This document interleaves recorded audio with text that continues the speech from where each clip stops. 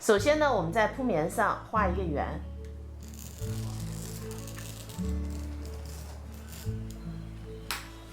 这个圆的直径啊是16厘米。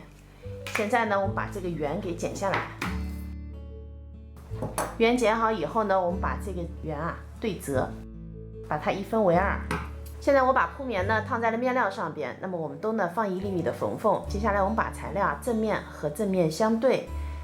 这儿呢是它的中心线哈，离中心线2厘米。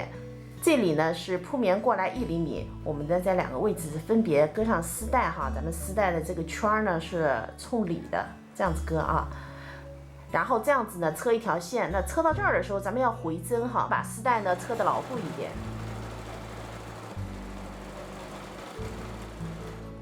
接下来呢，我们把材料翻到正面。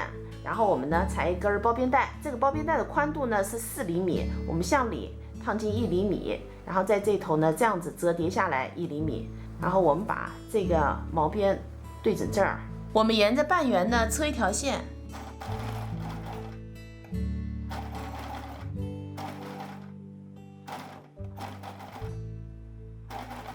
那我们包边的时候呢，这边也要这样折一下的哈。现在呢，把包边条缝缝这儿啊稍微剪一下。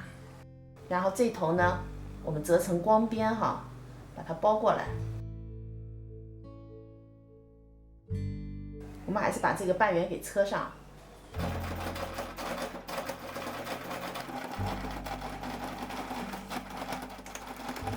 包边包好以后呢，我剪了一根小花边哈，来点缀一下。那我这根花边的宽度啊是1厘米。那缝针的时候是不透的哈，这面是没有的。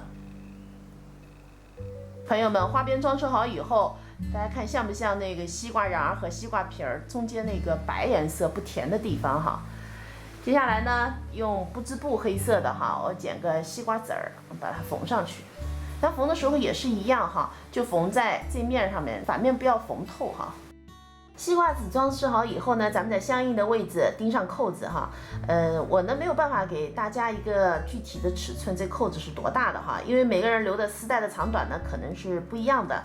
总而言之呢，咱们扣子扣上以后，这儿呢是要合上的。那这期视频内容呢就是这些了，感谢您啊花宝贵的时间来看我的视频，记得要帮忙点赞哦。咱们下期再见。